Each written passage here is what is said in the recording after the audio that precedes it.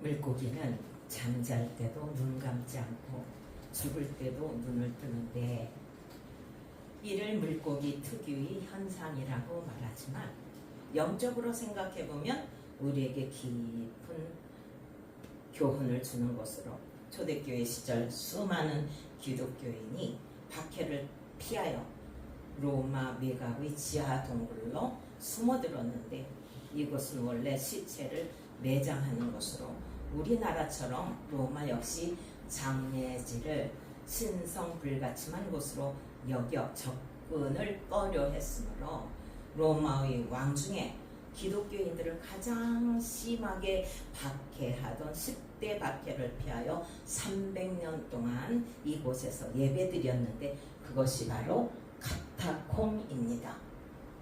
초대교인들은 카타콤 벽에 그리스도인의 상징 암호로 물고기 그림을 새겼는데 이는 로마 정부가 눈치채지 못하게 하자는 의도도 물론 있었지만 또 더 큰 의미로는 낮이나 밤이나 모두 영적으로 깨어 있으라는 메시지입니다.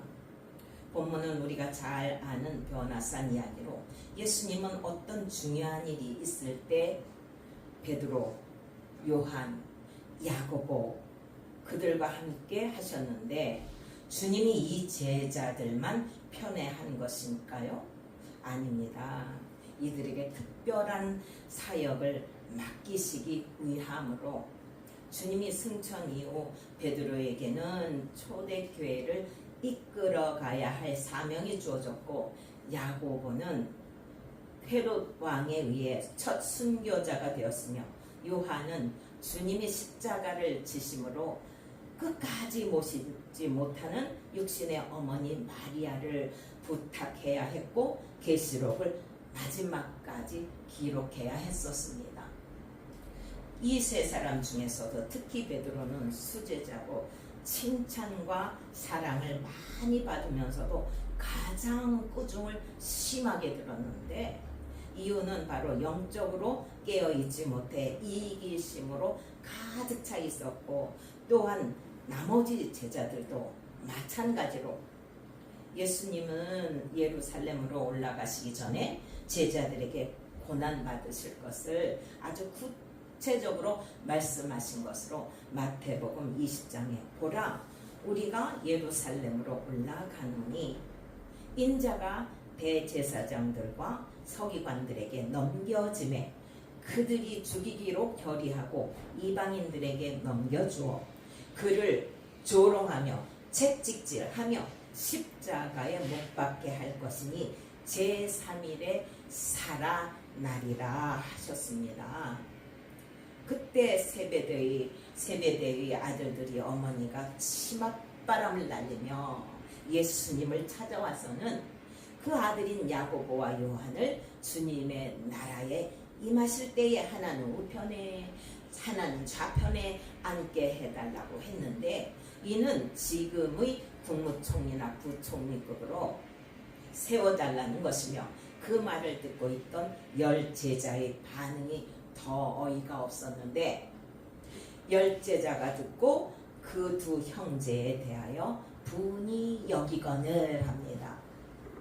예수님은 지금 십자가를 지셔야 하는 고통의 무게를 생각하시고 제자들에게 깨어있어 주님을 위하여 또한 자신들이 믿음을 위해 기도하기를 바라서 말씀하시지만 제자들은 시기심만 가득 차서 주님의 심정은 아랑곳하지 않고 이렇게 복장 터지는 엉뚱한 생각만 하는데 이는 영적으로 깨어있지 못하였기에 사도행전 1장 6절에도 그들은 주께서 이스라엘 나라를 회복하시니 이때니까 합니다. 그 상황은 주님께서 부활하시고 잠깐 세상에 계실 때로 제자들은 주님께서 그 많은 능력이 있으심에도 불구하고 그 권을 쓰지 않고 양처럼 끌려가 죽임을 당하고 부활하심을 목도하였음에도 불구하고 이런 질문을 하는데 사실 예수님께서 께 고난이 닥치자 이 제자들은 모두 배반하고 도망갔으므로 주님을 뵐 낯이 없어 물고기를 잡으러 갔을 때 예수님은 그들을 찾아가 불러주시고 다시 제자의 신분을 회복시켜 주셨는데 여전히 정신을 차리지 못하고 부탁하신 주님께서 자신들을 부활하신 주님께서 자신들을 압제하는 로마 정부를 굴복시키고 이스라엘을 회복시켜 그들이 세상을 만들고 권력 중심에서 세상을 주의라 펴락하고 싶은 마음만 가득했던 것입니다. 그런 제자들에게 주님은 승천 후에 세상에 전파될 복음을 위하여 부활체로 그들과 함께 40일 동안을 계시면서 말씀으로 교육하시며 그들 교육하시지만 그들은 자신의 소망한 바를 이루고 싶어 여전히 딴청만 부리고 있습니다. 특히 베드로의 성격은 다혈질로 보이는데 그의 성정대로 영적인 면에서도 잤다 깨기를 반복함으로 주님이 너희는 나를 누구라 하느냐 물으실 때 다른 제자들은 그 제자들과는 달리 주는 그리스도시요 살아계신 하나님의 아들이니이다 하며 예수님의 신성을 말하므로 예수님의 수제자다운 면모를 보이지만 이 강종이 시기도 전에 주님께서 장차 받으실 고난에 대해 말씀하시자 베드로는 예수님을 붙잡고 주여 그리 마옵소서 이 일이 결코 주께 미치지 아니하리이다 하며 항변하였는데 이는 곧 주님께 큰 소리로 꾸짖었다는 것으로 베드로는 간이 아주 배 밖으로 나왔습니다. 그러자 주님은 베드로에게 사탄아 내 뒤로 물러가라 너는 나를 넘어지게 하는 자로다 하는 책망을 받았는데 이렇게 베드로는 주님의 사랑을 많이 받는 수제자였지만 영적으로 잠드는 상태에 있었으므로 이렇게 꾸중을 들은 것입니다. 그런데 우리도 말씀을 들을 때 깨어있지 않으면 이 베드로와 별반 없습니다. 이 당시 베드로도 이런 책망을 들을 줄 누가 알았겠습니까? 그런데 예수님은 강하게 책망하신 것입니다. 사실 제자들은 본문에 앞서 22절에 인자가 많은 고난을 받고 장로들과 대제사장들과 서기관들에게 버림받아 죽임을 당하고 제3일에 살아나리라고 말씀하실 때 영적으로 깨어 있었던 제자들이라면 말씀의 심각성을 깨닫고 주님께 이런 질문을 했어야 합니다.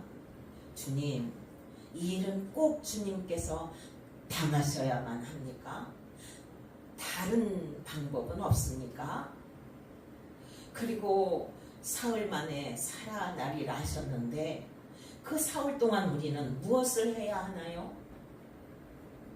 해야 했는데 사복음서 어디를 보아도 그렇게 질문한 제자는 한 사람도 없었는데 이 질문은 매우 중요한 것으로 이 질문에 주님은 왜 그렇게 해야 하는지를 알아듣도록 설명하셨을 것이고 그들은 부활하시겠다는 약속의 3일을 믿고 기다리거나 또한 예수님과 함께 순교하였더라면 낙원으로 갔거나 주님과 함께 부활의 영광을 얻을 수도 있었을 것인데 이들은 영적인 잠으로 황금 같은 기회를 놓치고 예수님을 배반했다는 낙인이 꽉 찍힌 것입니다. 지금 여기 계신 성도님들은 영적인 잠에서 깨어있다고 자신있게 말씀하실 수 있습니까? 내 영혼이 죽고 사는 엄청난 일이므로 지금 선포되는 이 말씀은 영원히 못 들을 수 있다는 안타까운 심정으로 듣고 내 것으로 삼아 내 속에 능력이 되게 하여야 합니다. 그 당시는 예수님이 세상에 계시므로 아직 그들 속에 성령께서 계시지 않고 직접 예수님과 마주대하여 말씀을 듣는 때로 제자들이 정말 부럽습니다. 우리는 주님을 꿈에서라도 제발 한 번만이라도 뵙고 싶은데 이들은 3년 반 이상이나 예수님과 동고동락하며 살았지 않습니까? 얼마나 큰 영광을 받은 겁니까?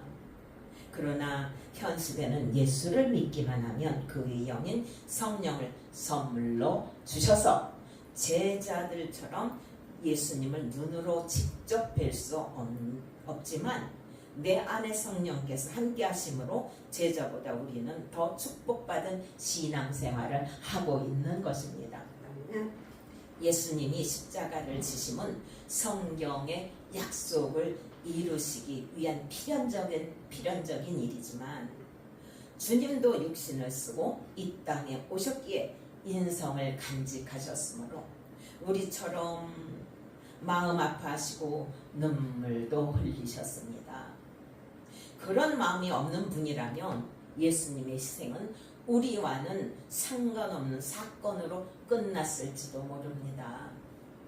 지금 본문에는 주님이 고난받으실 것을 예고하시고 8일 만에 베드로, 야고보, 요한을 데리고 변화산으로 기도하러 가셨는데 변화산은 다볼산으로 이스라엘이 갈릴리 저지대에 있는 산이며 높이는 해발 588m로 갈릴리호에서 서쪽으로 18km 정도 떨어진 지점에 있는 것인데 이곳에서 제자들과 함께 기도하시던 중 그들이 보는 가운데 용모가 변화되고 옷이 휘어져 광채가 나는 모습으로 저 세상에 있는 모세와 엘리야를 소환하여 함께 대화하는 장면이 나오는데 모세는 구약 율법이 대표자이며 또한 엘리야는 선지자를 대표하는 사람으로 역사에 없어서는 안 될 이 세 분이 모여서 장차 주님이 십자가에서 별세하실 것, 즉 대속 사건에 관해 말씀 중인데 이 중요한 시간에 제자들은 32절에 베드로와 및 함께 있는 자들이 깊이 졸다가 합니다. 졸지 마세요. 제자들이 깊이 졸았다는 것으로 보아 코까지 골며 잤다는 상상이 가는데 예수님은 이제 십자가를 지셔야 하기에 제자들을 기도로 무장시켜 영적으로 깨어있기를 바라셔서 이런 초월적인 놀라운 일까지 보여주시는데 이들은 말씀에 취한 것이 아니라 잠에 취해버린 것입니다. 이 모습을 지켜본 모세와 엘리야는 옛일을 떠올리며 인간은 옛날이나 현재나 변한 것이 하나도 없구나 하며 답답한 심정으로 돌아갔을 것이고 제자들이 그 모습을 예수님이 바라보는 예수님은 어떤 심정이셨을까요? 지금 여러분은 이 제자들과 달리 한 말씀도 놓치지 않으려 귀를 바짝 세우십니까?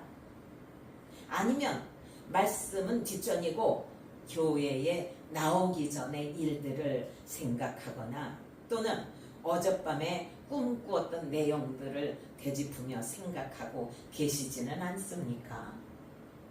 여기 제자들은 그 대단한 세 분의 이야기도 흘려버리고 깊은 잠에 빠지는데 우리는 오죽하겠습니까? 그러나 여러분 초대교회 성도들이 카타콤의 벽에 물고기를 새기고 신앙을 다짐한 것처럼 말씀을 못 듣게 하는 사탄의 계력을 무너뜨리고 영적인 잠에서 깨어나 예배에 승리하셔야 합니다.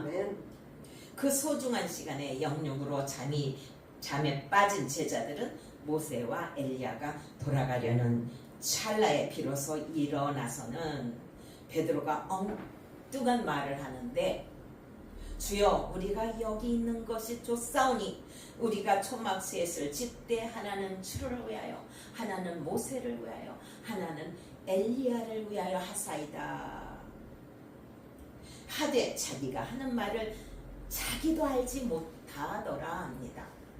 지금 영적 잠에서 깨어나지 못한 베드로는 엄청난 착각을 하는데, 모세가 가지 않고 율법을 행하는 시대로 돌린다면 우리는 계속 짐승을 잡아 제사를 드려야 하는 엄청난 일이 벌어지며 성경은 모두 거짓이 되고 세상은 대혼란에 빠지는 것으로, 이 얼마나 황당한 말을 하는 것입니까?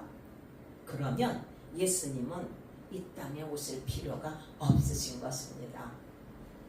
또한 엘리야는 선지자의 대표로, 선지자 시대는 세례 요한의 시대로 끝났다고 누가복음 16장 16절에 확실히 기록되었기에 우리는 이렇게 영적인 잠에 빠지면 말씀을 왜곡하게 되고, 말씀의 왜곡은 엄청난 파문을 일으키며 이단이 생겨납니다.